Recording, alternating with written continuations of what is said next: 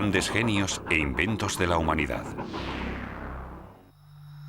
¿Qué pasaría si pudiera perseguir la luz y finalmente consiguiera adelantarla?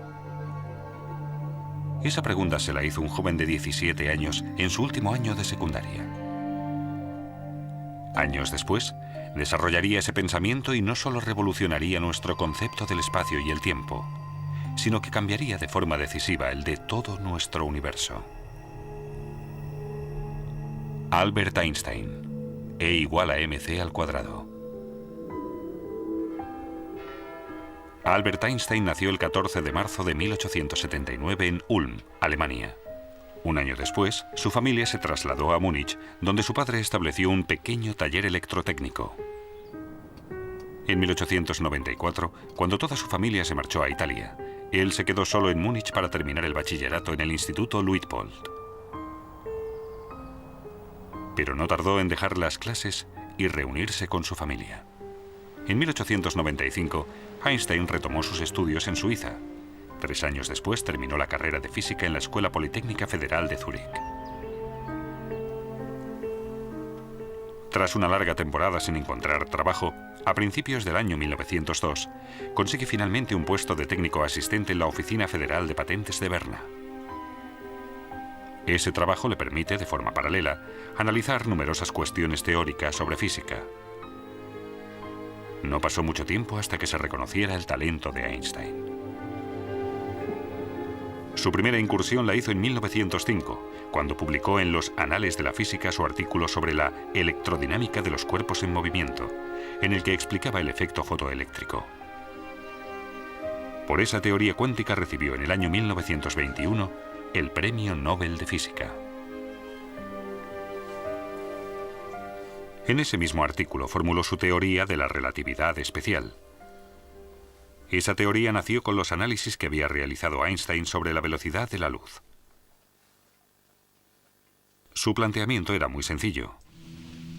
Si nos fuera posible movernos a la velocidad de la luz, podríamos viajar de forma paralela a una onda luminosa, de forma que la luz estaría permanentemente a nuestro lado y la veríamos en reposo. Por tanto, se pueden hacer afirmaciones sobre el movimiento de un cuerpo, si dicho movimiento se observa desde una posición concreta. Todos conocemos ejemplos de ello. ¿Quién se mueve? ¿Nosotros? ¿O el tren en dirección contraria?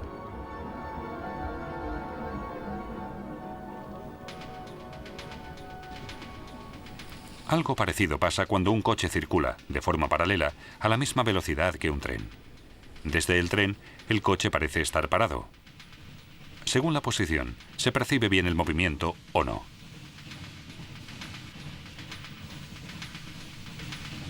Cuando un pasajero avanza hacia el principio de un tren, desde los ojos de un observador de fuera se suman las velocidades del tren y del pasajero. Si 2 personas van a la misma velocidad y una sube a una cinta transportadora, se suman las velocidades de la persona y la cinta transportadora. Esto se denomina teorema de adición, por la superposición de las velocidades. Aunque esta explicación nos pueda parecer coherente, presenta un problema con respecto a la velocidad de la luz. La luz tiene siempre la misma velocidad, 300.000 kilómetros por segundo. No se le puede ni sumar ni restar nada, independientemente del lugar de donde proceda la luz. La prueba de esta constante de la velocidad de la luz la lograron en 1887 los físicos Albert Michelson y Edgar Morley. Mostraron con un experimento práctico que la luz siempre tiene la misma velocidad. Esto llevó a Einstein a pensar que la velocidad de la luz no podía variar independientemente del observador o del punto desde el que se observara. La constante de la velocidad de la luz no solo cambió nuestra concepción de la velocidad en sí, sino también la del espacio y el tiempo. Se derrumba la idea de que solo existe un tiempo único y absoluto para todos los sucesos, pues el tiempo depende del observador y de la velocidad a la que éste se mueve.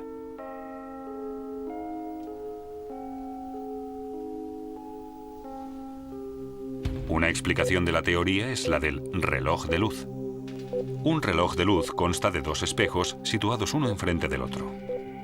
Una partícula de luz, denominada fotón, se mueve de un espejo al otro a la velocidad de la luz.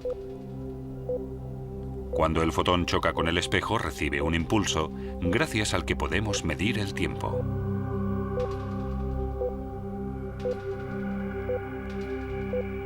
Pero si movemos uno de los relojes de luz a velocidad constante, el fotón, a los ojos de un observador estático, deberá recorrer una diagonal para chocar con el espejo contrario.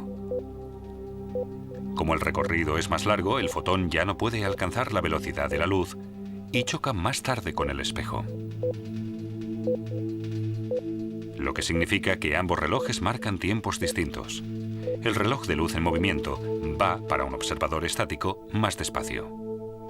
Un experimento demostró este fenómeno en los años 70. Dos relojes atómicos se pusieron exactamente a la misma hora. Uno de ellos se metió en un vuelo regular, mientras que el otro se quedó en tierra.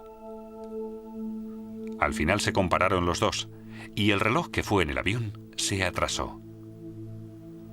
Este fenómeno, por el que los relojes en movimiento van más despacio, se ha denominado dilatación del tiempo. Otro experimento de ello es la paradoja de los gemelos. Un astronauta vuela en su nave 10 años en el espacio. Su hermano gemelo se queda en la Tierra. Los dos tienen 30 años. El astronauta vuela 10 años a 260.000 kilómetros por segundo. Después regresa a la Tierra, para lo que tiene que invertir otros 10 años. Cuando regresa tiene 50 años de edad. Sin embargo, al llegar comprueba que su hermano ha envejecido un total de 40 años y en la fecha de su regreso ha cumplido ya 70 años. Pero los viajes a la velocidad de la luz no son una fuente de juventud. Cuando el astronauta regresa a la Tierra, comprueba que ha envejecido a la mitad de velocidad, pero durante su viaje también ha vivido la mitad. Ha comido, bebido, pensado y dormido la mitad. En 1959 se demostró, mediante un experimento sobre la aceleración de las partículas realizado con muones en el Centro Europeo de Investigación Nuclear en Suiza, que esos sucesos no solo se dan en un ámbito científico, sino en la vida real. Los muones son partículas de la familia de los electrones. La particularidad que tienen es su corta vida. Solo 10 microsegundos después de formarse se vuelven a dividir. El experimento demostró que si los muones se aceleraban hasta casi la velocidad de la luz, viven 3 veces más. Con la aceleración, su reloj interno se ralentiza realmente con respecto a los muones estáticos.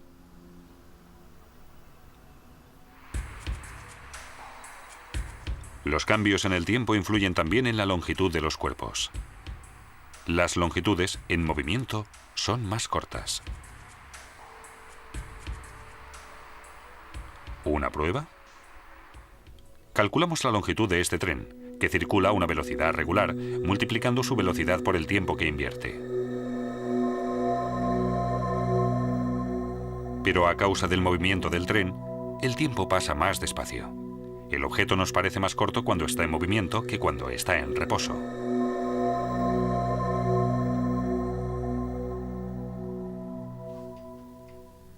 Mediante su teoría de la relatividad especial, Albert Einstein estableció un nuevo concepto del espacio y el tiempo, en el que demuestra que ambas dimensiones, consideradas hasta entonces independientes la una de la otra, son dependientes en realidad. Einstein hizo otras asociaciones de propiedades físicas, como que la masa varía dependiendo de si se mueve o no con respecto al observador. Las masas en movimiento resultan más pesadas y poseen, por tanto, más energía cinética. La equivalencia entre la masa y la energía es la fórmula más famosa del mundo, E igual a mc². Como el cuadrado de la velocidad es un valor muy elevado en la fórmula, incluso una masa pequeña, si se mueve a la suficiente velocidad, puede tener una energía peligrosa. Este hecho fue de una enorme importancia para la física del núcleo atómico. Despejó el camino hacia la obtención de energía atómica, pero también para la creación de la bomba atómica.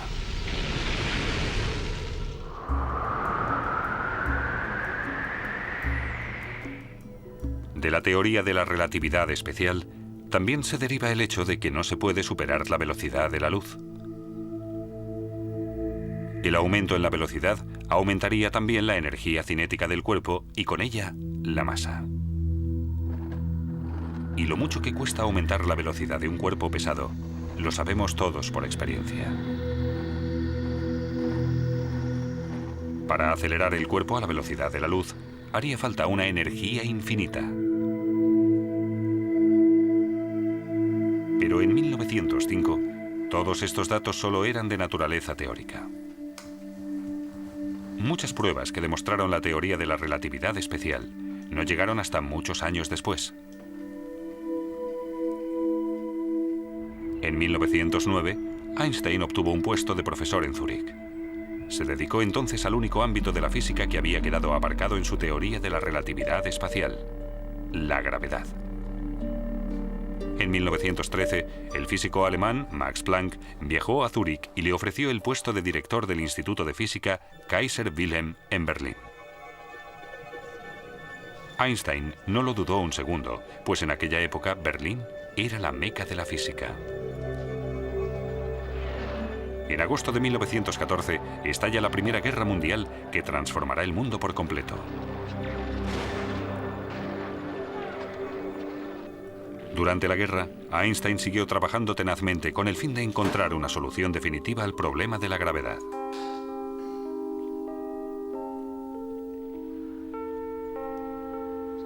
Sus años en Berlín fueron el punto culminante de su carrera científica, pues fue allí donde completó su teoría general de la relatividad.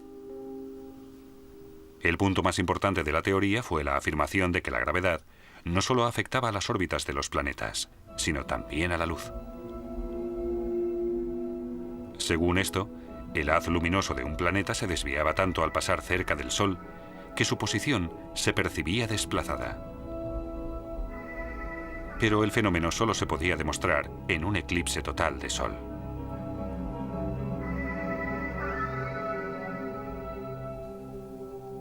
En noviembre de 1915, Einstein calculó que el ángulo de curvatura del haz luminoso de una estrella al pasar cerca del Sol era de 0,3 grados. En primavera de 1919, una expedición científica inglesa partió al Atlántico Sur para fotografiar un eclipse de Sol. Y efectivamente, la expedición confirmó los cálculos de Einstein.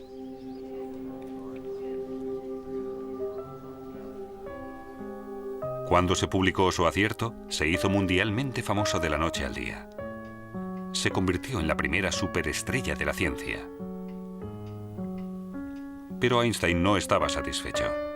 Después del éxito de su teoría de la relatividad, se propuso la búsqueda de una teoría de campo unificada, una fórmula universal para todos los fenómenos físicos.